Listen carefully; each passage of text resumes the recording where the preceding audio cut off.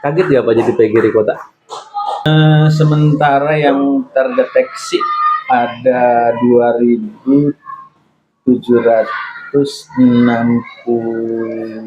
ada dua jenis anggota yang aktif, anggota pasif. Sementara image masyarakat sekarang PGRI itu anggotanya hanya guru-guru SD. Madrasah ya. Madrasah Ibtidaiyah, Madrasah Sanawiyah itu bisa gabung dengan PGRI, berarti kan kita status kita jelas bahwa kita ini guru Republik Indonesia. Program utama saya pertama yang saya lemparkan ke anggota PGRI adalah sekolah-sekolah yang rawan itu kan banyak. Manfaatkan saya, tapi saya tidak merasa dimanfaatkan. Berarti Bapak terhitung udah berapa lama? 11 Juli. Jadi 11 Juli. Sampai sekarang Agustus, 1,5 bulan. 1,5 bulan Pak. Jadi kita PGRI? Iya. Tapi waktu itu Bapak PGRI Kalimulia ketua ya? PGRI Cilodong. Cilodong.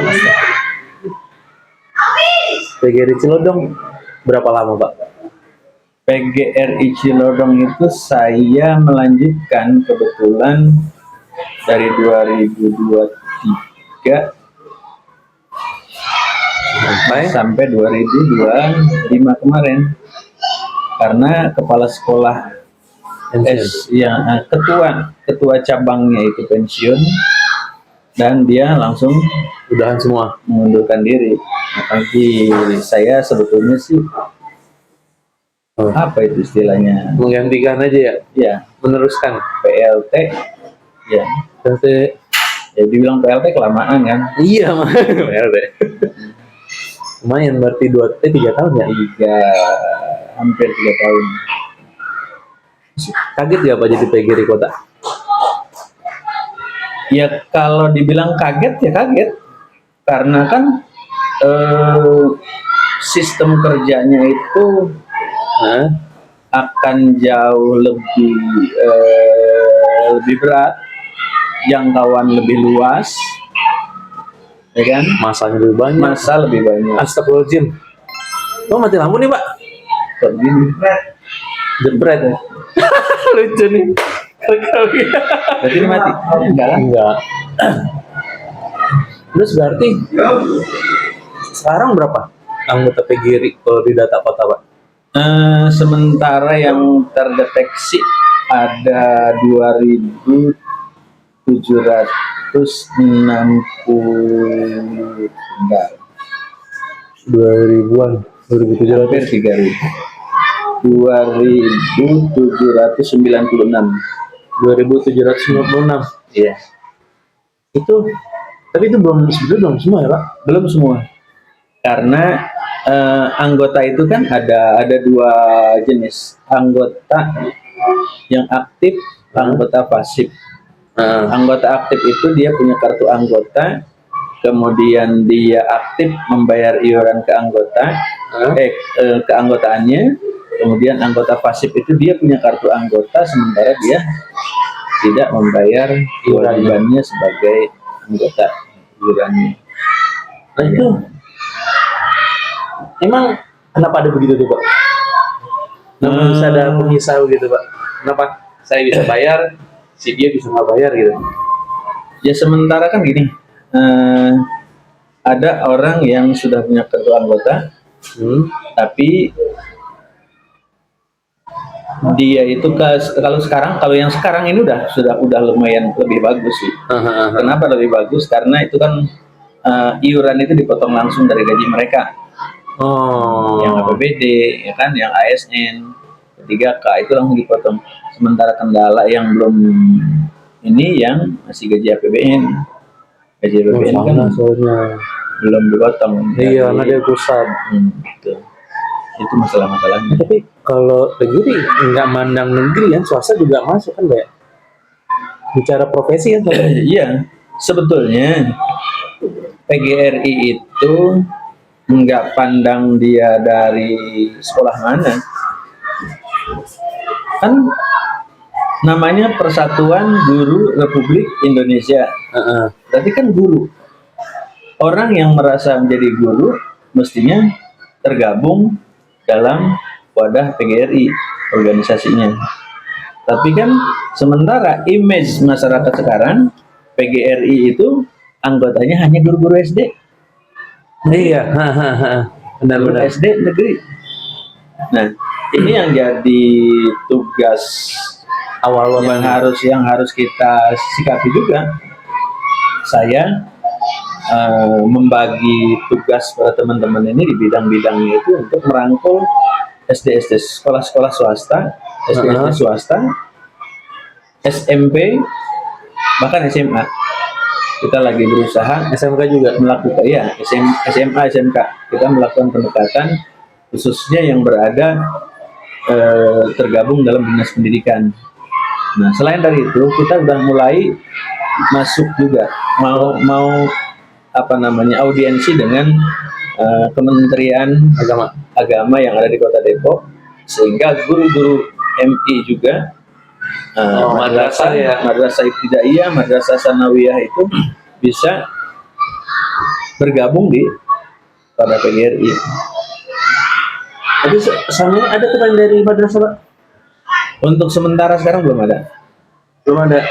Berarti sedang on progress ya, kita menuju lagi. supaya semua yang dirinya berprofesi guru gabung di PGRI. Ya kan ini juga nggak segampang kita ngebalikin telapak tangan.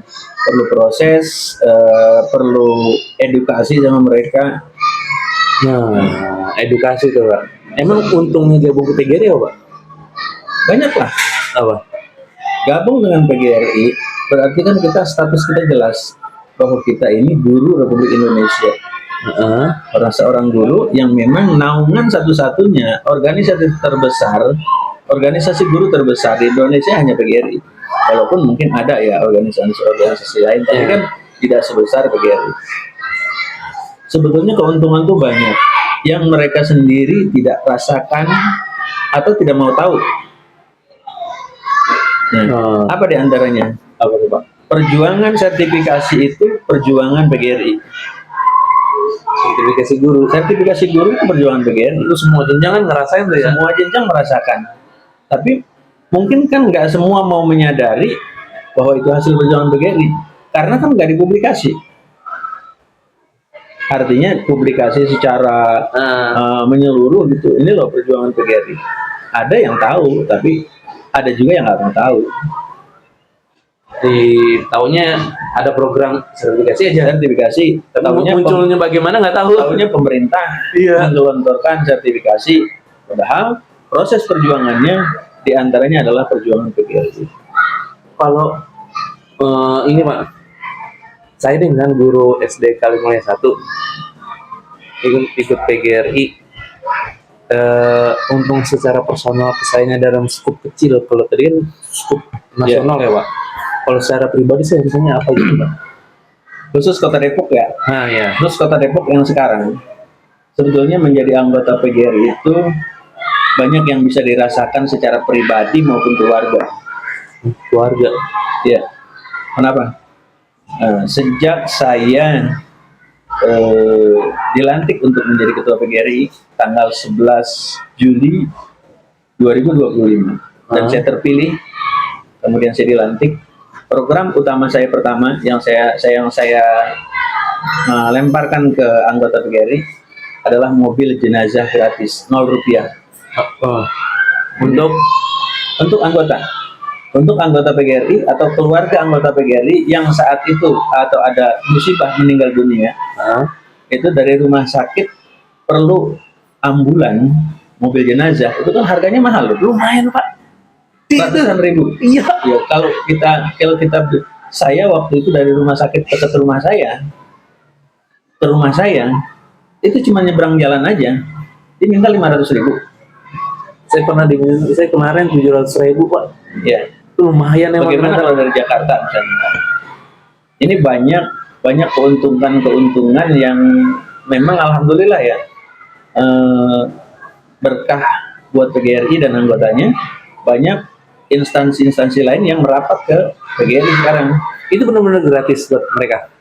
Rp0. Yang penting ngabar cara gimana teknisnya. Misalkan saya anggota PGRI, Misalnya ada anggota PGRI Bapak saya yang meninggal. keluarganya meninggal, ya, atau anggota PGRI itu sendiri, atau istri yang suaminya guru, atau istrinya meninggal, atau anaknya meninggal, mungkin. Itu tinggal telepon pengurus cabang. oh, Kan yang tahu, yang dekat pengurus cabang. Pengurus cabang telepon langsung ke pengurus kota. Nah, pengurus kota lah yang berkoordinasi dengan ambulannya. mobil jenazah itu sendiri. Oh, mobil ambulan itu ada di berarti di Depok bisa, Pak? Bisa, Sampai PGRI Bojong Sari ini jauh. bisa. Ya cuma karena kita masih kendaraan masih terbatas, Iya. ya harap Nunggu sabar. OTW lah. Iya. Karena gini, itu penawaran langsung dari rekanan. Jadi Rp0 itu bukan hanya ambulannya, mobil jenazahnya aja, tapi di dalam mobil jenazah itu juga udah tersedia kelengkapan buat pemulasaraannya. Ada kain kafan, ada segala macamnya. Serius, Pak? Ya, Itu lumayan itu, Pak, soalnya. ya itu Dari duitnya lumayan itu, Pak. 200 sampai 300 ribuan kalau nggak salah.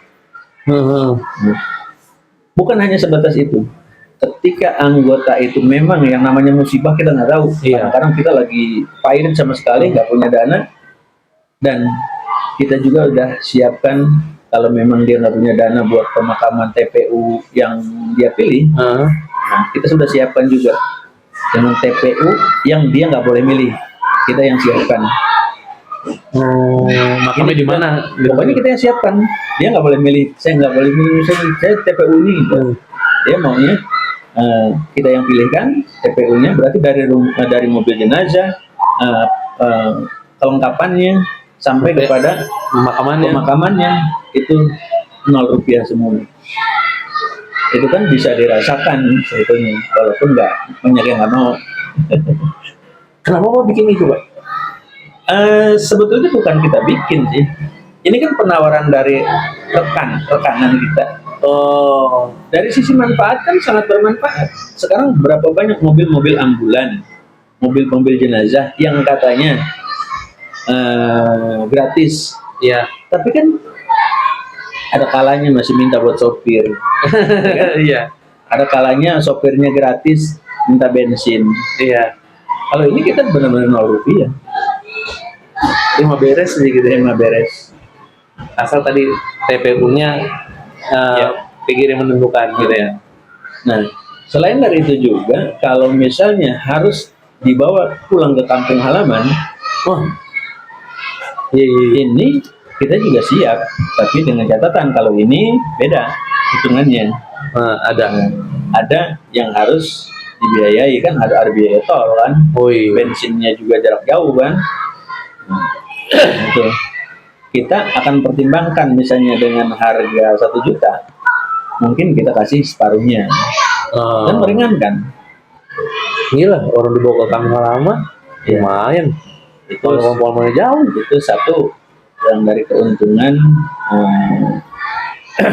itu program perdana nih, memberikan pelayanan untuk para anggota gitu ya. Ada lagi, Pak, rencana Itu yang langsung dirasakan ke anggota ya. Langsung dirasakan ke anggota yang kedua, ambulan. ambulan apa? Beda ya, mobil jenazah sama mobil ambulan. Oh iya, beda. Kalau mobil jenazah dari rumah sakit ke rumah duka. Kalau mobil ambulan dari rumah menuju rumah sakit. Ini kan orang kadang-kadang mau berobat ke rumah sakit dalam kondisi darurat.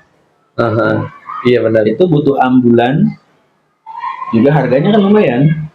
Nah, kemarin kita udah merapat, atau PMI sudah merapat ke PGRI dan menawarkan, yang sedang kita lagi rancang MOU-nya. Kalau ada anggota PGRI, keluarga anggota PGRI yang sakit butuh ambulan, segera telepon PMI dan itu juga kembali ke Rp0. Ini keuntungan kan yang dirasain langsung.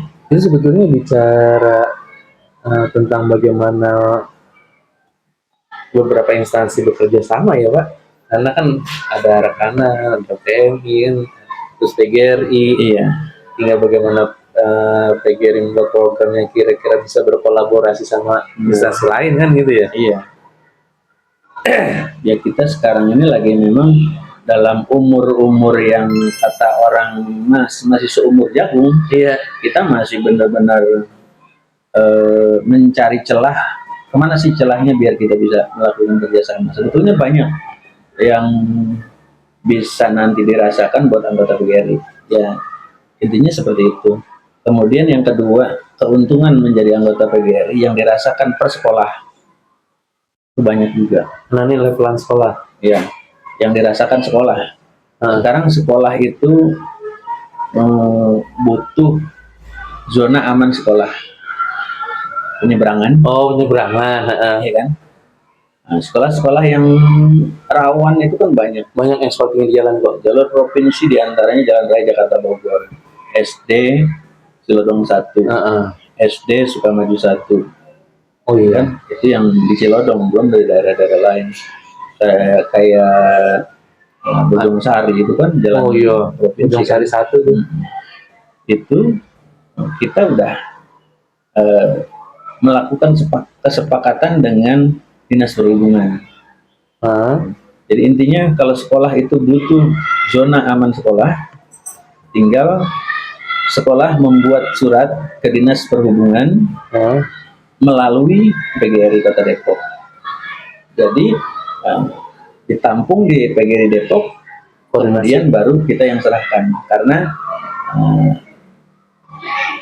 dinas perhubungan ini ya salah satu orang dinas perhubungannya itu dia mau mengerjakan kalau yang menyerahkan PGRI. Karena dia pengen mengangkat PGRI biar ada fungsinya terhadap anggota-anggota persekolahan yang ada gitu. Dia pengen begitu. Kelihatan kerja geraknya. Itu bisa dari sekarang udah bisa nih, Pak? Udah bisa. Cuma belum ada yang ngajuin aja ya. Baru ada 1-2. Ada. SD mana ya? Nih, kalau mulai 1 masih mulai 1 dulu aja buat inian, Pak. Apa? Kalau kita sebetulnya udah ada kerjasama, di antaranya kita udah punya petugas di sub setiap hari penyeberangan.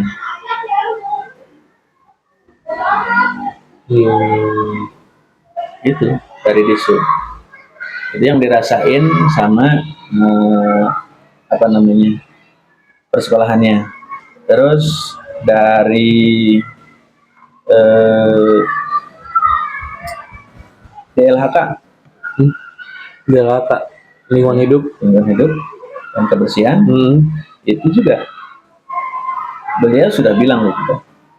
Kalau PGRI butuh tempat sampah, sekolah butuh tempat sampah,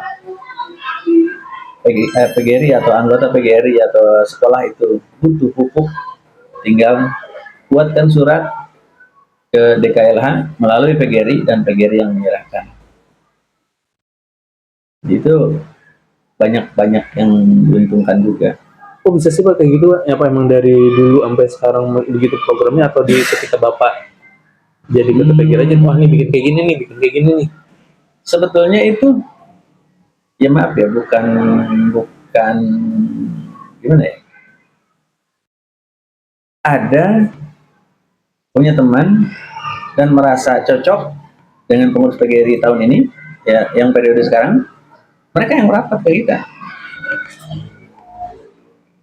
Ayo kalau mau ini sama gua gitu kasarnya gitu ya. Jadi sekarang bahasanya begini, ada salah satu instansi yang saya nggak sebut namanya. Iya.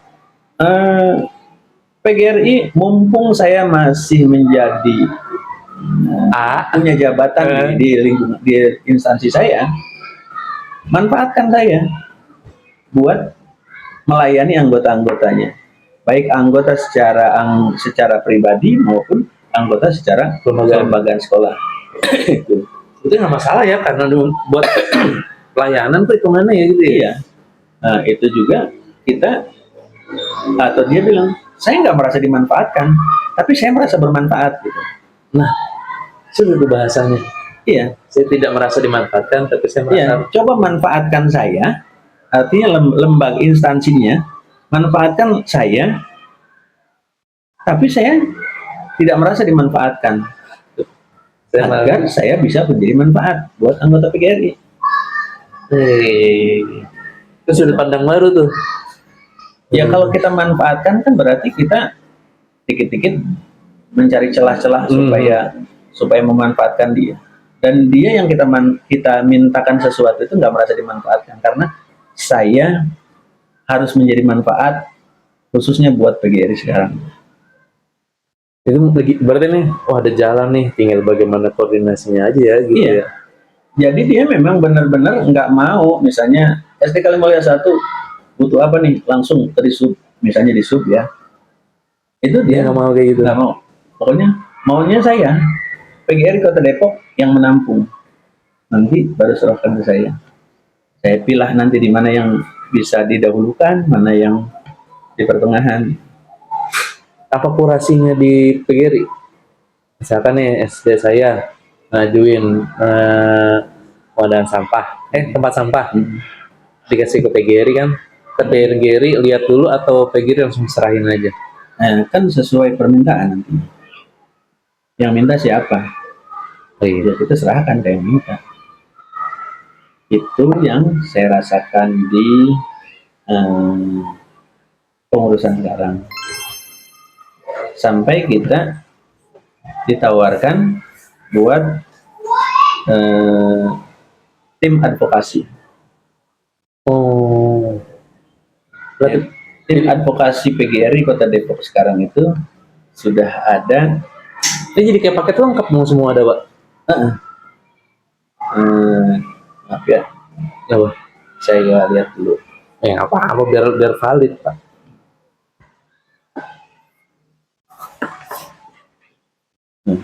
Kita udah punya 5 Gimana, Pak? 5 pengacara. Please. Ibu Nur Aini SH, Pak Didik Perianto SH, Pak Hairul Anwar Panggabean SH, Pak Henry Arisandi Saragi SH, dan Kana Sugiawan SH. Ini yang info yang saya dapat bahwa dia siap untuk membantu PGRI dalam urusan advokasi dan kembali juga 0 rupiah. Ya kalau ini masih kita lihat kasus mungkin nanti. Iya. Kalau kasusnya agak berat ya kan kita juga bisa pertimbangkan. Saya gimana dulu nih? Dan orang ini sudah komitmen, saya cari uang di luar, saya cari pahala di PGRI. Wih, Itu yang saya dapat.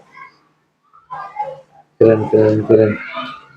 Nah, di luar dari itu, Pak, di luar dari bagaimana PGRI melayani, memberikan manfaat program, saya pengen coba nanya sudut pandang Bapak. Tantangan guru sekarang dalam dunia pendidikan apa, Pak? Tantangan terberatnya? Iya, tantangan guru sekarang itu kan selain dari mereka dituntut untuk memiliki intelektual yang bagus, Ya. ini juga tantangan sosial yang berat. Apa tantangan sosial itu? Tantangan kepercayaan orang tua terhadap guru. Itu susah itu, Pak ya? Kecil aja. Sekarang guru baru juga masuk, udah ditanya, Bu Guru, Pak Guru nanti pulang jam berapa ya? Ya kan? Beda sama saya di sekolah. Kalau dulu guru memberikan pelajaran tambahan yang biasanya jam 12 pulang, ini jam 12 masih lewat, masih diberikan tambahan pembelajaran.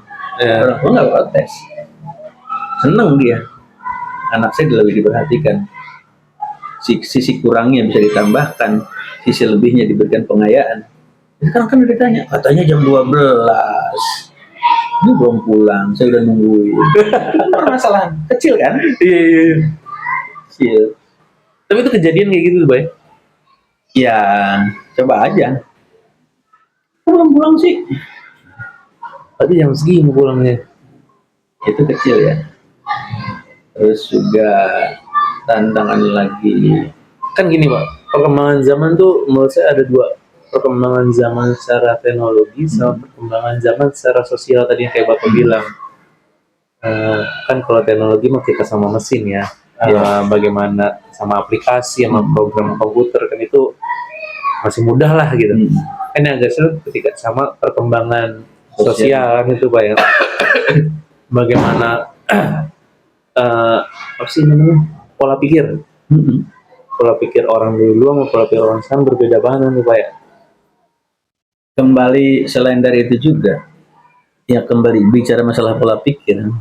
Kalau pola pikir orang zaman dulu itu ikhlas. Sekarang guru memberikan pendidikan sedikit keras, dianggapnya sekarang dianggapnya apa? Bullying. Bullying. Kalau dulu kan enggak. Bu guru atau Pak Guru, saya serahkan anak saya. Apapun yang terjadi di sekolah menjadi tanggung jawab Bapak Ibu guru. Di luar menjadi tanggung jawab saya. Jadi nggak ada tuh orang tua saya terutama waktu sekolah laporan sama orang tua saya dimarahin atau dipukul sama guru, mencak-mencak. Orang tua kita datang ke sekolah nggak pernah. Salahnya apa? Iya. Tanya dulu. Setelah ditanya itu salahnya apa, ya udah salah dong. Kalau bapak saya bilang, mari gue tambahin sekalian katanya. Karena tahu salah gitu ya, si anaknya salah. Nah, artinya ketika guru diberikan kepercayaan, guru punya tanggung jawab yang penuh. Setelah dia punya tanggung jawab yang penuh, guru itu akan menjadi ikhlas memberikan ilmunya. Guru yang ikhlas memberikan ilmu yang dikasih menjadi ilmu yang berkah. Tapi sekarang kan berkah nggak penting, yang penting anak saya pintar. Iya.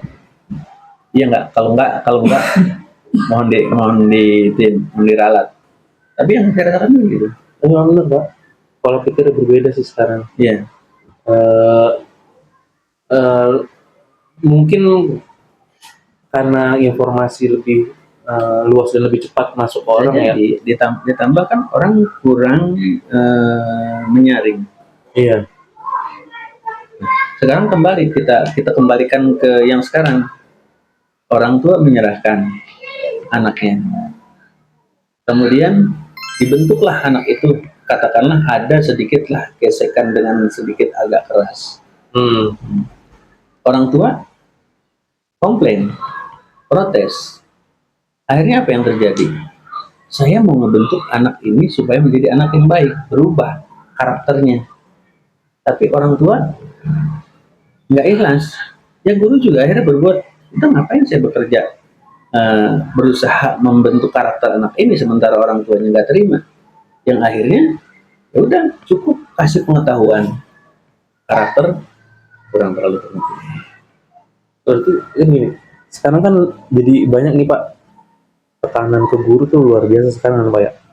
Tekanan bahkan udah mulai lebih ke arah pemaksaan ke guru, mungkin lebih levelnya naik lagi, udah mulai intimidasi ke guru.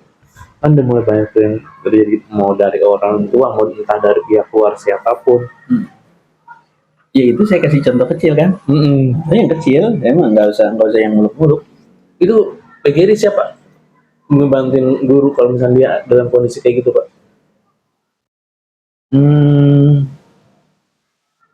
PGRI kalau memang ada yang sifatnya membahayakan buat guru, apalagi sampai level-level pelaporan segala macam, ya itu tadi tim advokasi kita yang kan gerak. Nunggu laporan atau nunggu ada kejadian?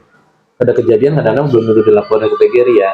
Atau nunggu laporan aja, meskipun misalkan nih ada guru di SDA dia mendapat intimidasi dari orang tua lah, yang nyari gampangnya gitu kan, orang tua. PGRI tahu, tapi orang itu tidak melapor ke PGRI. Runtutannya begini. Jadi nanti orang korban, katakanlah kita sebut korban Iya. guru itulah nanti yang pengurus cabang lah yang harus turun langsung. Kan nggak mungkin pengurus kota langsung melangkai pengurus cabang. Iya. Pengurus cabang yang harus turun pada korban. Ini butuh pendampingan atau enggak? Baca kondisi awal gitu ya. Iya. Kalau dia butuh pendampingan, pengurus cabang lah yang lapor ke kota. Nah, kita juga cross check lagi kalau dia ada kan, oh saya nggak butuh pendampingan, saya punya pengacara tersendiri gitu. Ya kan kita nggak tahu. PGRI akan selalu siap. Soalnya waktu itu pernah kejadian Pak, ada guru dapat, mana konteksnya kekerasan Pak dari orang tua, cuman dia takut sama orang tua itu, akhirnya dia tidak mau melaporkan itu ke PGRI cabangnya, PGRI cabangnya karena orang itu tidak mau untuk melanjutkan permasalahannya, ya udah akhirnya PGRI cabangnya nggak bisa berbuat apa-apa. Iya, artinya kan ini tergantung si guru itu sendiri. Kita siap bantu, tahu-tahu kita udah bawa pengacara, kita udah siap. Dia nyiki, dia nggak mau. Gitu. Kita kan juga nggak bisa maksa. Boleh nanya,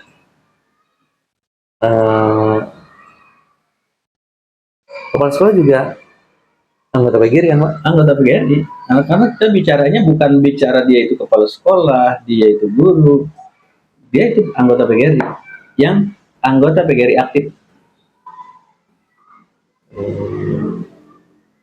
Oke. Terus PGRI mau ngapain lagi nih ke depannya? Dari serentetan tadi program yang mau buat. Nah, bicara kualitas, cara antar PGRI yang meningkatkan kualitas guru gimana? Nah, kita udah punya bidang-bidang sebetulnya. Kita kan ada, selain dari pengurus inti, dari ketua, sekretaris bendahara, wakil, itu udah punya bidang. Yang belum pernah bikin tapi nanti mau dibikin apa Pak? Bidang itu sudah ada sebetulnya dari kemarin. Maksudnya, dulu program ini belum ada nih, nah kita buat ini program kayak gini, ada gak kan gitu? Salah satunya untuk kita akan lebih nanti pada peningkatan kualitas guru dengan adanya workshop nanti. Dengan memanfaatkan gedung PGRI. Pertama, agar gedung PGRI terlihat lebih hidup. Malu kan kita sama gedung Pramuka. Sebelah-sebelahan. Ya kan, gedung Pramuka tiap hari ramai. Gedung PGRI juga alhamdulillah sekarang sudah mulai. Nah, kita akan workshop, kemudian juga kita akan buat satu ruang nanti itu, buat ruang apa namanya, database apa arsip.